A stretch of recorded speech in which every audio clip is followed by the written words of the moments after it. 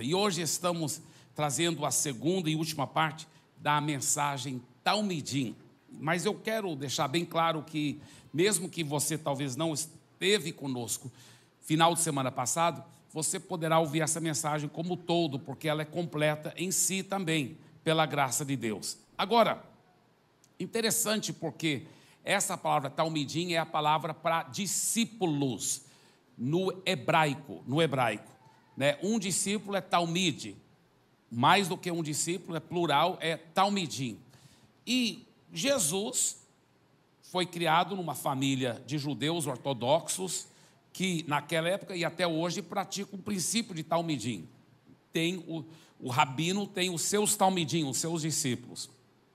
Só que na cultura hebraica, poucas pessoas podem se tornar Talmidim. Era só para alguns super privilegiados. Por quê? Porque todo menino judeu sonhava em poder se tornar um rabino. Todo menino judeu sonhava em poder se tornar um rabino. Mas só tinha um caminho para você poder se tornar um rabino.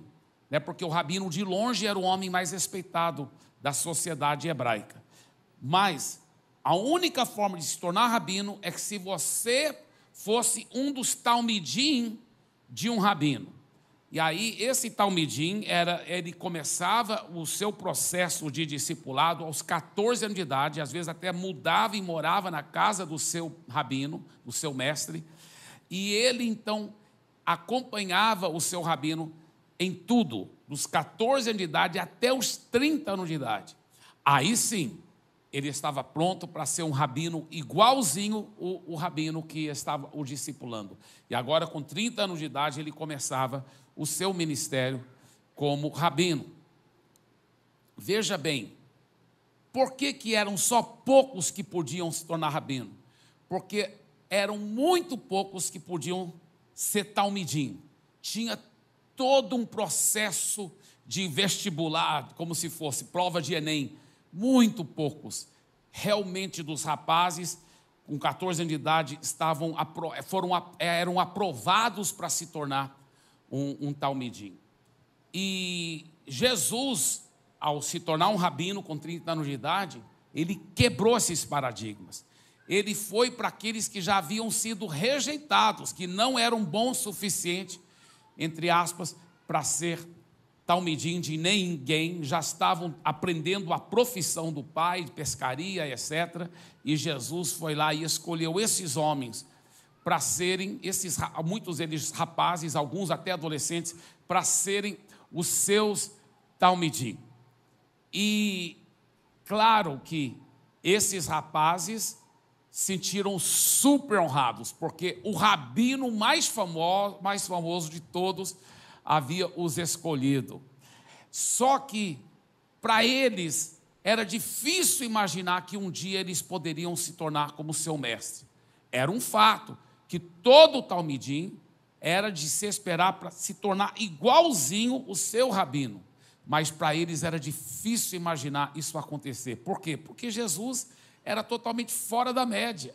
Jesus não era um rabino qualquer. Jesus era um rabino que ressuscitava os mortos, curava cego de nascença, dominava as multidões com palavras transformadoras. Jesus, ele andava em cima da água, multiplicava os pães. Jesus era perfeito, era o Filho de Deus. Eu imagino eles conversando entre eles e falando: como que nós vamos ser igual a ele? Nós nunca vamos poder ser igual a ele. Todo talmidim é para ser igual ao seu rabino. Como nós vamos ser? Ele é perfeito. E imagino eles conversando, eu até já falei isso aqui em outra ocasião, eles conversando entre eles e falando: mas peraí, Jesus, ele é filho de Deus, mas literalmente mesmo. E Pedro talvez falando com João, eu até estava conversando com a Maria o outro dia, e ela confirmou que ela era virgem quando ele nasceu. Ele foi concebido pelo próprio Espírito Santo. Cara, como nós vamos ser igual a ele? E a Maria até disse que quando ele era pequeno, ele era perfeito e nunca pecou. Sabe como criança, você não tem que ensinar uma criança egoísta, está brincando lá com um carrinho, outra criança quer brincar, deixa eu brincar. Não, é meu carrinho. É meu carrinho, é meu, não. Você não tem que ensinar a criança a ser assim, né? Toda criança já é assim, não é verdade? Jesus não tinha essa natureza pecaminosa. Ele estava lá brincando, não com um carrinho, que não tinha na época, mas tinha camelo. E Jesus lá brincando com o camelo dele, e a outra criança, deixa eu brincar com o camelo. Pode brincar. Pode até ficar presente para você. Aí, quebrou a perninha dele, vou curar para você. Mas Jesus era assim, totalmente perfeito. Jesus não tinha pecado, totalmente perfeito. E eles pensando, como que nós vamos ser? E sabe o que Jesus disse? Ele disse, olha,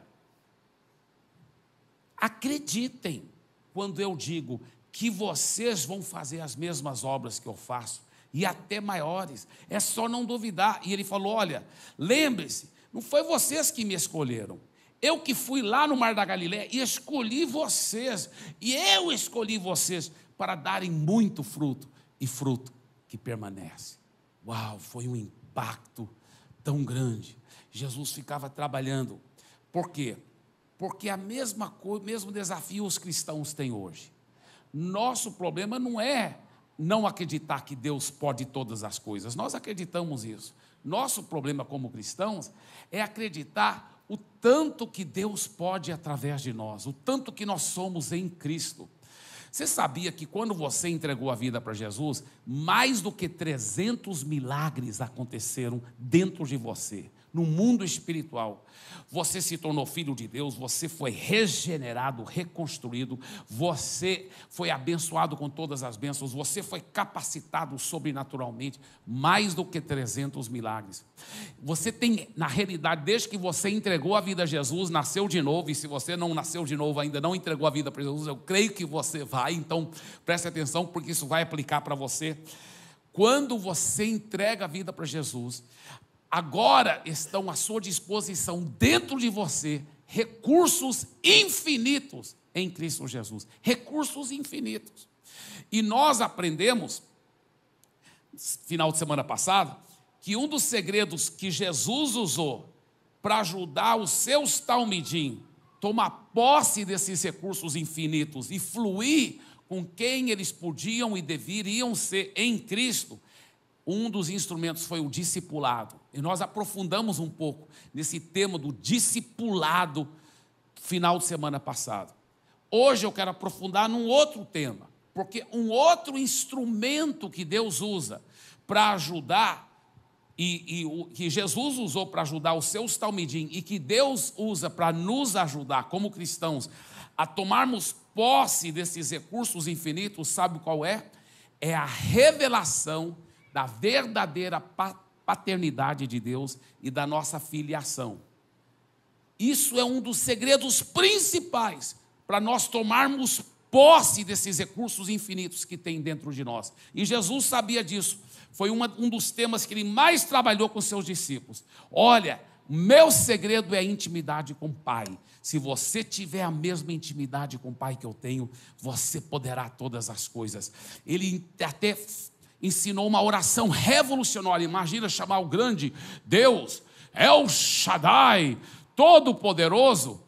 Ele ensinou eles orarem assim: Pai nosso que estás no céu. Era uma revolução, e foi um dos segredos de ajudar os seus discípulos a tomarem posse dos recursos infinitos que eles tinham. E até hoje é um dos segredos que Deus quer usar para nos ajudar a tomar posse desses recursos infinitos que estão dentro de nós como cristãos. Veja bem, isso é muito importante que eu vou dizer aqui, olha só. Ao ter revelação da paternidade de Deus, você poderá tomar posse da sua herança e os recursos infinitos que você tem em Cristo. Por isso que é importante você que já entregou a vida a Jesus ter revelação da paternidade de Deus. Eu creio que pelo Espírito Santo e pela palavra de Deus, eu e você vamos crescer em revelação da paternidade de Deus durante essa mensagem. Eu quero falar especificamente para vocês, pais, hoje os homens, né? Pai, Deus quer ser seu pai. Deus quer ser seu pai, no sentido completo da palavra. No sentido completo da palavra. Ao vivenciar essa realidade, a sua vida nunca mais será a mesma. Isso aplica não só para os pais, mas para as mães, para os filhos, para todos aqui. Deus quer ser seu pai no sentido completo da palavra. E ao vivenciar e tomar posse da paternidade de Deus e da sua filiação, a sua vida nunca mais será a mesma. Agora, veja esse texto, Romanos capítulo 8, versículo 15.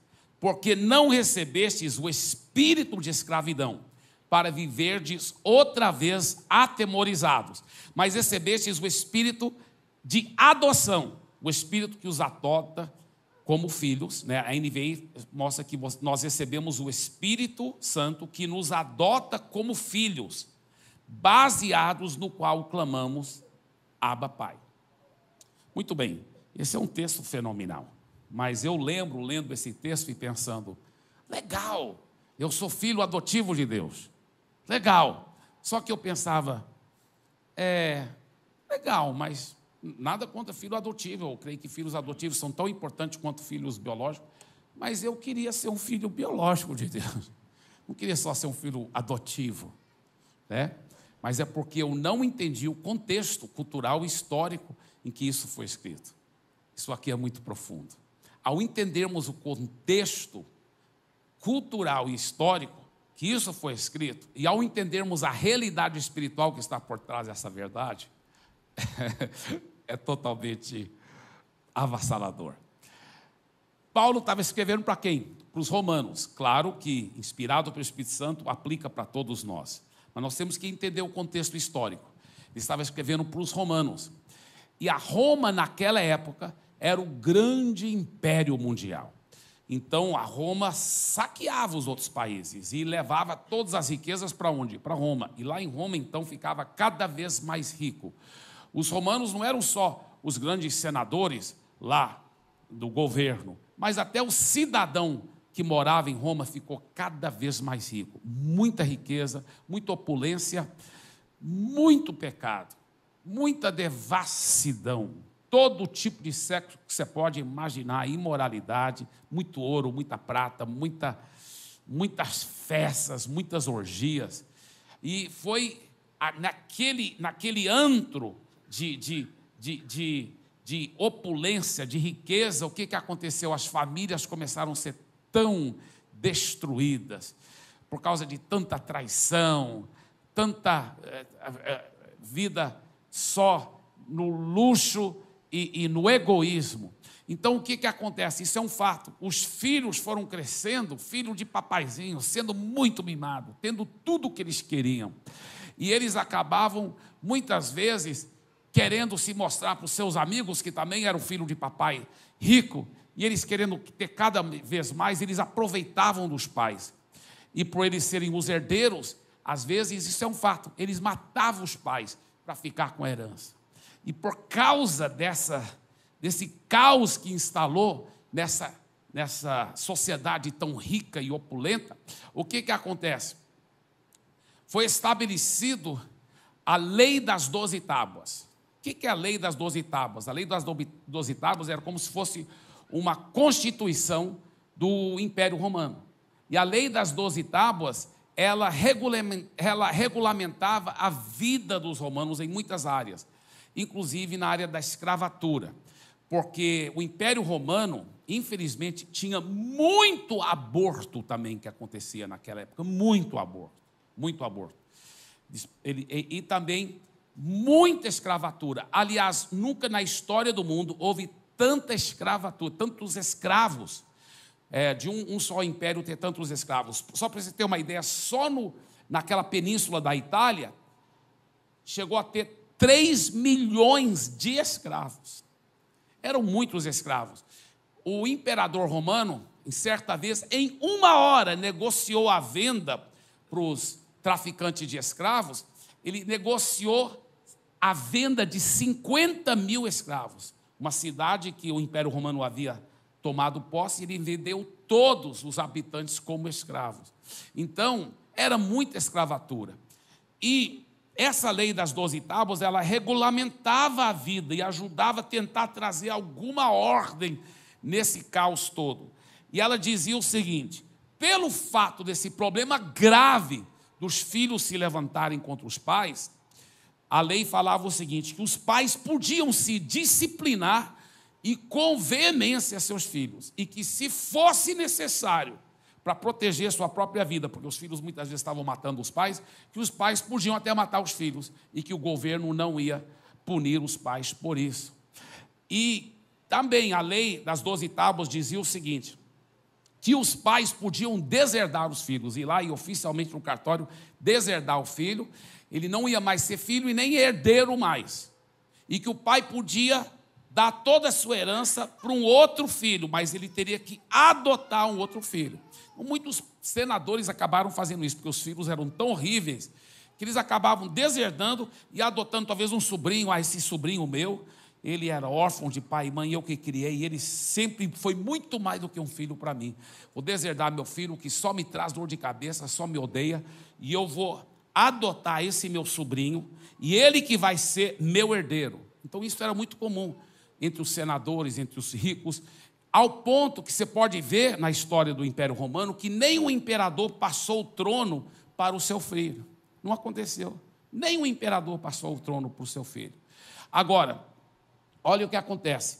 A lei das 12 tábuas, ela dizia o seguinte, agora pensa muito bem,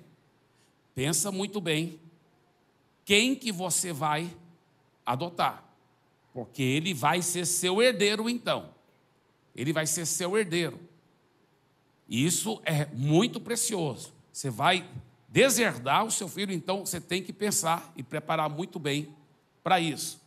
E muitos dos romanos, sabe o que eles acabavam fazendo?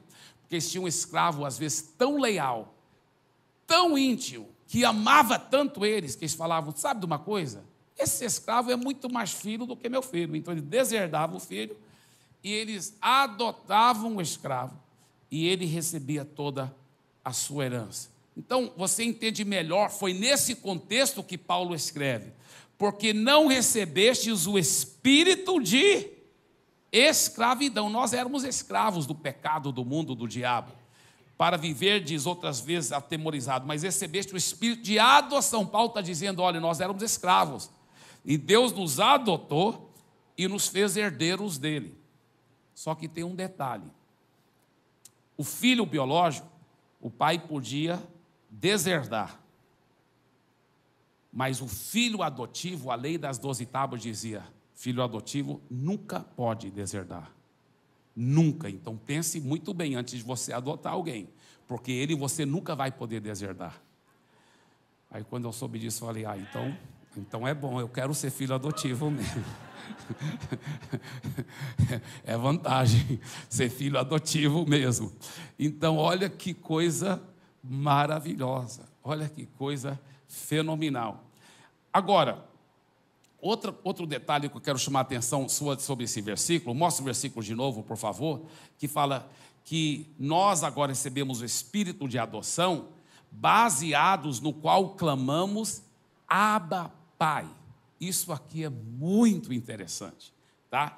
Essa expressão Abba, Pai, é uma expressão usada somente 3 vezes nas Sagradas Escrituras, porque essa palavra Abba não é no grego, e o Novo Testamento foi escrito no grego. Essa palavra Abba é uma palavra transliterada direto do aramaico, que quer dizer papaizinho, papai, que foi a língua do coração do Senhor Jesus. Jesus conhecia pelo menos 4 línguas fluentemente, né? O grego, o aramaico, o hebraico e o latim. Mas o aramaico que era a língua do coração dele, porque ele foi criado falando aramaico. Por incrível que pareça, não era tanto o hebraico, era mais aramaico que Jesus falava.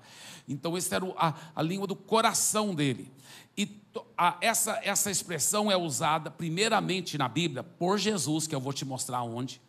Mas as outras 2 vezes foi para apóstolo Paulo, e todas as 2 vezes que apóstolo Paulo usa essa expressão Abba, foi aqui e em Gálatas, falando com uma audiência romana, gentílica, que entendia essa cultura da lei das 12 tábuas, e todas as 2 vezes Paulo diz, nós não somos mais escravos, nós agora somos herdeiros de Deus, co-herdeiros com Jesus, e nós clamamos, Abba, Abba, Pai. Por que Paulo usa essa expressão relacionada a isso? Vamos ver quando foi que Jesus usou essa expressão. Muito forte isso. Olha só, Marcos capítulo 14, versículo 36. E dizia, Abba, Pai, tudo te é possível. Passa de mim esse cálice, contudo não seja o que eu quero, e sim o que tu queres. Veja bem, lá no jardim do Getsêmani, quando Jesus estava pingando gota de sangue, ele diz, Abba, Pai. Abba quer dizer, no aramaico, papaizinho, meu papaizinho, papai. Ai, passa de mim esse cálice. Eu não quero precisar de enfrentar esse cálice. Mas, se não tiver outro jeito, tudo bem, não seja feito o que eu quero, e sim o que tu queres. O que foi que Jesus estava querendo a todo custo evitar? Você diz, o sofrimento da cruz, sofrimento dos açoites.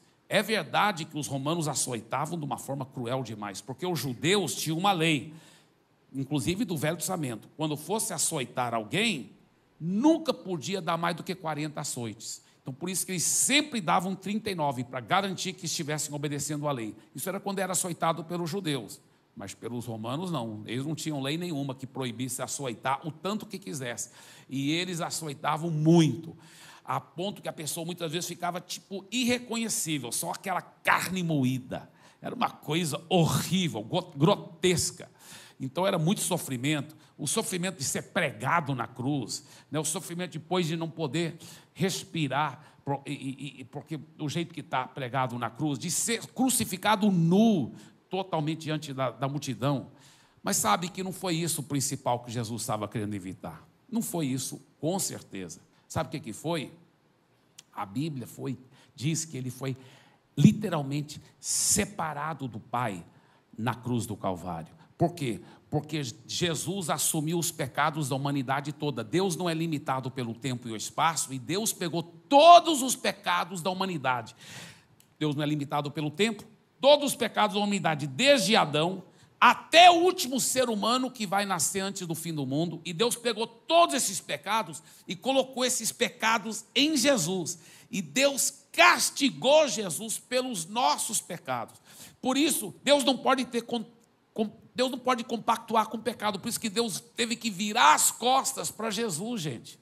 Deus rejeitou Jesus naquele momento, porque Deus não pode ter intimidade com o pecado, e Jesus estava cheio dos nossos pecados, e era isso que Jesus não queria, era isso que ele queria a todo custo evitar, é ser separado do Pai. E imagina, por toda a eternidade, a Santíssima Trindade tinha comunhão e amor perfeito, e pela primeira vez em toda a eternidade, a Santíssima Trindade, ela é rasgada, ele é separado do Pai. O próprio Jesus gritou lá na cruz, Eloi, Eloi, lama sabachthani, que quer dizer, meu Deus, por que me desamparaste? Deixa eu te falar uma coisa, Jesus não estava exagerando, Jesus não estava mentindo, e nem Jesus estava enganado. Ele estava falando a verdade, e Deus havia o desamparado. Por quê? Porque ele estava cheio dos seus pecados, cheio dos meus pecados. E era isso que Jesus queria tanto evitar. Mas ele falou, eu não quero tomar esse cálice. Mas se o Senhor disser que é para tomar, eu vou tomar. E o Pai fez isso. Agora, olha o retrato dentro da cultura romana. Olha o que Jesus, olha o que Deus fez. Deus vai deserdar e rejeita o seu filho. E adotou nós que éramos escravos e nos colocou nós como herdeiros. Então, quando Paulo escreve para os romanos, olha só, olha o contexto aqui, né? Antes de eu ler isso, deixa eu só te falar. Agora, Deus é tão poderoso e infinito que Ele sempre deu um jeito de ganhar em todas, né? Olha o que acontece. Jesus era um homem, então, como homem, Ele podia morrer e levar o castigo e ser nosso substituto. Mas Jesus nunca deixou de ser totalmente Deus. E como Deus, Ele pôde, naqueles 3 dias e 3 noites, sofrer infinitamente por nós, porque ele era e ainda é um ser infinito.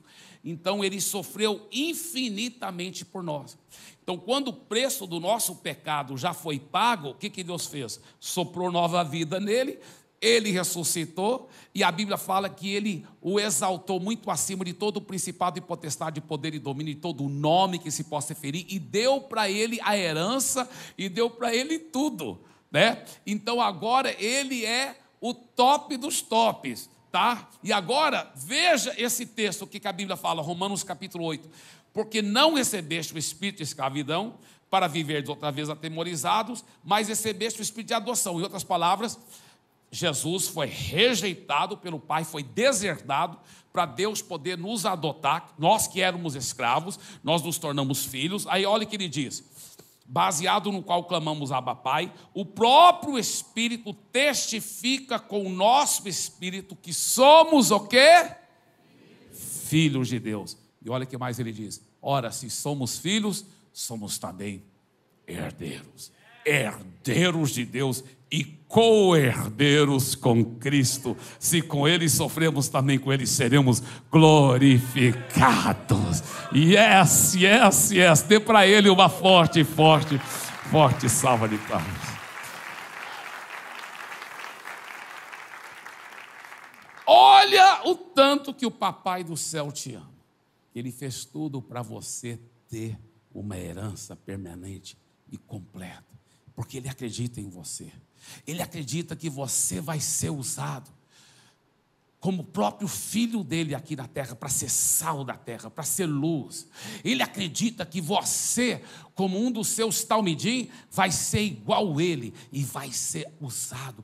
Que os sonhos dele para a sua vida, os projetos dele aqui na vida são grandiosos. Por isso que qualquer um que começa a ter um vislumbre dos planos de Deus nunca se desanima, nunca nem pensa em ficar deprimido. Sabe por quê? Você nem imagina as coisas poderosas que Deus projetou para a sua vida. Que Deus projetou para a sua vida. Isso é tão verdadeiro. Esse amor do Papai do céu, esse amor tão infinito. Eu lembro meu exemplo, né, com minha esposa, meus filhos, eles eram pequeninhos, às vezes a gente carregava, eles talvez dormiam na nossa cama, né, assistiram um filme da Disney, qualquer coisa, a gente carregava eles para a cama deles. Aí às vezes, quantas vezes eu e minha esposa ficávamos, ele dormindo lá, na caminha dele, e a gente vendo, olha o narizinho dele, olha como é bonito, olha aquela pintazinha, olha o jeitinho dele, meu Deus, como ele é lindo. A Bíblia fala que Deus sabe até quantos, Deus sabe a contagem de quantos fios de cabelo tem na sua cabeça, e quando um fio cai, Ele sabe. Porque Deus tem prazer de manter um monte de dados matemáticos na sua cabeça? Não, é porque Deus é tão apaixonado por você, que Ele é apaixonado pelo ar que você respira. Tudo sobre você é precioso. Ele te ama, Ele é seu papai. Não tem ninguém nesse universo que quer o seu sucesso mais do que o seu Papai do céu. Não tem ninguém que acredite mais em você do que Ele. Ele é apaixonado por você. Isso me faz lembrar da história verdadeira de um pai na Romênia. Isso aconteceu alguns anos atrás. Houve um grande terremoto lá. Interessante essa história. Esse pai, ele sempre falava para o filhozinho dele. Ele fazia assim, ele sempre levava o filho para a escola. E quando ele levava o filho para a escola, entrava pelo portão, entrava na escola, e bem antes do filho entrar dentro da sala de aula, o pai ajoelhava, olhava bem nos olhos do filho e falava assim: olha, meu filho, escuta bem o que o papai vai dizer. Haja o que houver, papai sempre estará ao seu lado. Papai sempre está aqui com você. Pode contar com o seu papai, viu? O papai sempre falava isso para ele. Um dia depois que ele deixou o filho na escola, o pai estava na estrada e houve um grande terremoto. O pai ficou desesperado, foi lá para casa, viu que a casa não foi muito afetada, a esposa estava bem. Aí ele correu para o colégio, mas ao chegar no colégio o quadro já era diferente. O colégio todo havia sido totalmente destruído. Isso é uma história verdadeira, não tinha nem uma parede em pé, era só aquele metal distorcido, caibros, tudo concreto, era um caos, só aquele entulho horrível. E ele chegou lá, depois foi chegando outros pais chorando, e ele lembrou com o coração dilacerado: eu prometi para o meu filho que haja o que houver. Eu sempre falei para o meu filho que o papai, eu não estava com ele no momento que ele mais me precisava, mas ele pensou: eu vou encontrar ele, vivo ou morto, mas eu vou encontrar. E ele pensou: onde ele está no meio desse entulho? Aí ele viu aonde ficava o portão. Aí ele lembrava quantos passos que ele dava para entrar na porta do colégio. Aí ele fez aquele espaço. Aí, da porta, entrando no corredor, ele foi subindo no entulho, contando, imaginando onde ele estava. Aí ele viu o corredor, virava para a direita. Aí ele virou para a direita, em cima do entulho lá. Aí ele falou consigo mesmo: bem aqui que ficava a porta da sala do meu filho. Meu filho está aqui embaixo, algum lugar. Ele estava em cima do entulho. E ele começou a tirar e pegar aqueles blocos e trabalhar no duro. E os outros pais falam: o que você está fazendo? Ele falou: eu vou encontrar meu filho. Eles falaram: não adianta mais. Os pais falaram para ele, os outros pais: infelizmente nossos filhos já morreram. Ele falou: eu vou encontrar meu filho, eu vou encontrar. Eu prometi para ele, eu sempre estaria lá, eu vou encontrar. E ele ficou trabalhando lá. E os pais falam: rapaz, desista, cara. Olha, eu vou voltar para casa, eu aconselho que você também volte. É triste, mas... Ele falava assim: você quer me ajudar? Porque se você não for me ajudar, então, por favor, não fica me interrompendo aqui. E ele estava muito focado. E o corpo de bombeiros falou: o que você está fazendo? Ele falou: eu vou encontrar meu filho. Eles falaram: é tarde demais, todos já morreram. Ele falou: eu vou encontrar meu filho. Eles falaram: olha, mas é perigoso, pode ter explosões, pode ter situações subterrâneas bem sérias. Você poderá até morrer se você insistir. Ele falou: eu não importo arriscar minha vida, eu vou encontrar meu filho. Eles falaram: sim, mas você talvez vai arriscar a vida de outros que tentarem te ajudar. Ele falou: ninguém tem que me ajudar, eu vou ficar trabalhando. E realmente todos foram embora, o corpo de bombeiros, as pessoas acabaram indo embora. E ele ficou lá, trabalhando 2 horas, 5 horas, tirando entulho, concreto, carregando. E ele ficava gritando o nome do filho: meu filho! Ele tirava mais um bloco e gritava lá o nome do filho dele. Tirava outro bloco e gritava. E ele ficou trabalhando 10 horas, entrou à noite, passou a noite, ele ficou trabalhando 15 horas, 20, isso é uma história verdadeira. Ele trabalhou lá 30 horas, parava, tomava uma água e continuava 30 horas, aquele pai não parou. Isso é uma história verdadeira.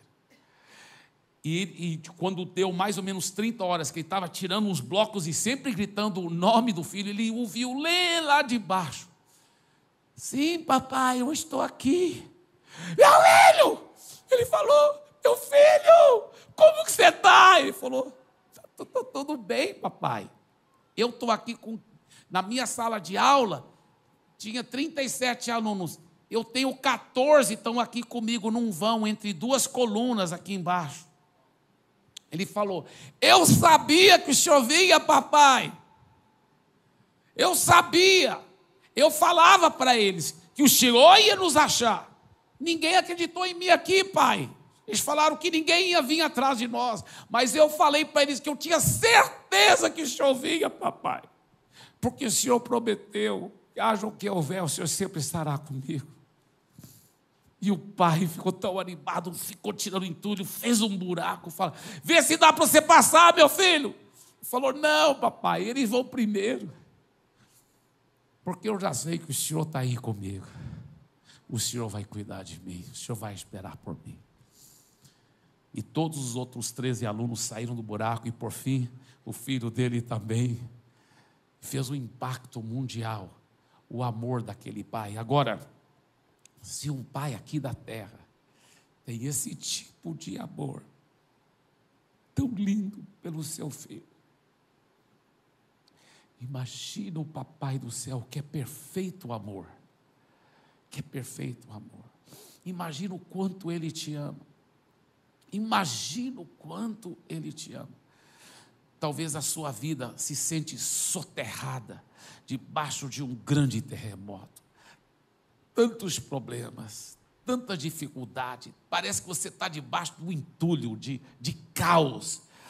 Saiba que o seu Papai do céu hoje está clamando pelo seu nome e dizendo: eu quero que você venha a mim. Vinde a mim todos vós que estáis cansados e sobrecarregados, e eu vos aliviarei. Olha o que a palavra de Deus diz em Salmo 103, versículo 13: o Senhor é como um pai para seus filhos, bondoso e compassivo para os que o temem. E 1 João capítulo 3 diz o seguinte: vejam que grande amor o Pai nos tem concedido, a ponto de sermos chamados filhos de Deus. Ele está falando para quem já entregou a vida a Jesus. Ele fala: e de fato, somos filhos de Deus. Deixa eu dizer uma coisa: Ele acredita que você pode ser igual a Ele, como Ele. Ele acredita no seu futuro, Ele acredita naquilo que Ele tem colocado em você. A palavra de Deus mostra claramente que quando você entrega a vida de Jesus, Ele te deu capacitação sobrenatural. 1 João capítulo 4, versículo 17 diz: segundo Ele é, também nós já somos neste mundo. Sabe, quando Jesus, depois que Ele morreu e ressuscitou e foi para o céu, a Bíblia fala que a Bíblia diz isso lá no livro de Salmos, uma festa de arromba quando Jesus voltou para o céu. A Bíblia fala no livro de Salmos: levantai-vos às portas, levantai-vos ó portais eternos, para que entre o Rei da Glória. Foi preciso até fazer os portões do céu maiores para essa grande festa de arromba, para celebrar a ressurreição e a volta de Jesus. Agora, depois que a festa acabou, aí eu imagino, a Bíblia não fala dessa parte, mas eu estou imaginando que os anjos fizeram uma roda ao redor de Jesus. Jesus, nos conta como foi lá na terra. E Jesus falou: bem, eu nasci de uma virgem, eu vivi entre eles, eu ministrava para multidões, curava, salvei milhares de pessoas. Mas a minha vida, principalmente, eu investi em 12 homens, em 12 talmidim, em 12 discípulos. Eu investi minha vida neles. Sabe, os fariseus, os judeus, ficaram com tanta inveja que o povo todo me seguia, que eles então me mandaram prender. E na realidade, um dos meus 12 me traiu até com beijo. Foi horrível assim, o jeito que ele me traiu. E o outro, que era um dos líderes principais lá dos 12, ele me negou 3 vezes. E na hora que me foram me prender, todos eles me abandonaram. Me deixaram sozinho, na hora que eu mais precisava. Mas eu podia ter chamado vocês, anjos, para me salvar. Mas eu não chamei, porque eu não morri como mártir. Eu morri porque eu quis levar os pecados da humanidade. Então eu sofri na cruz, fui separado do Pai, para levar os pecados de toda a humanidade. Foi horrível, horrível. Não desejo sofrimento para ninguém, o que eu sofri sendo separado do Pai. Mas eu levei os pecados de todo mundo, e aí eu ressuscitei. Agora qualquer um dos seres humanos que arrepender dos seus pecados e entregar a vida para mim, pode ser salvo, totalmente perdoado, nascido de novo, e pode se tornar igual a mim, um filho de Deus. E os anjos: uau, que legal, que legal. E Jesus: quem vai contar essas boas notícias para toda a humanidade? Quem vai espalhar essas boas novas? Quem vai pregar esse evangelho? Eles pensando, talvez Jesus falaria: vocês que vão pregar, ide por todo mundo, anjos. Aí eles iam voar aqui para a terra para pregar. E Jesus falou: não, eu já resolvi isso também. Sabe aqueles 11 que sobraram? Porque um deles, o que me traiu, ele bateu as botas, né? Mas sobrou 11. Então aqueles 11 que sobraram, sabe o que eu falei para eles? Eu falei: agora, assim como eu fiz de vocês, os meus discípulos, os meus talmidim, agora eu estou te empoderando para vocês irem por todo mundo e fazer de talmidim de todas as nações. Agora todo mundo pode ser talmidim, não é só uma elite especial, todo mundo pode. Agora eu estou te empoderando, todos vocês 11 podem ir lá e pregar e ganhar o mundo todo para mim, fazer discípulos talmidim de todas as nações. Aí os anjos viram que Jesus estava tão feliz com o que ele tinha feito, Mas eles ficaram pensando, peraí, eles pensando, né, dentro deles. Ele confiou naqueles 11 para levar a mensagem mais importante da história do universo para a humanidade. Ele confiou naqueles 11 que falharam com ele. Aí eles ficaram meio calados. Aí finalmente o Gabriel teve coragem e falou, Senhor, e se por acaso eles falharem? Aí o Miguel, que era mais corajoso, falou assim, sim, Senhor, Gabriel tem razão, e se eles falharem? O Senhor tem algum plano B? Aí Jesus olhou e sorriu e falou assim, não tenho plano B, eu tenho certeza que eles não vão falhar, eu acredito neles, eles são agora filhos do Pai também, e através desse amor, eles são empoderados. Ele disse, eu tenho tanta fé e tanta certeza, eu já liberei minha palavra, quando eu estive na terra ainda, eu falei, eu edificarei a minha igreja, e as portas do inferno não prevalecerão contra ela. Amém? Yes, dê para Jesus uma forte salva de palmas. Todos podem ser talmidim. Digo-lhes a verdade, aquele que crê em mim, é só ter essa fé viva em Jesus, fará também as obras que eu tenho realizado, fará coisas ainda maiores do que essas, porque estou indo ao Pai. E ele disse para todos nós, portanto, vão e façam discípulos, talmidim, de todas as nações.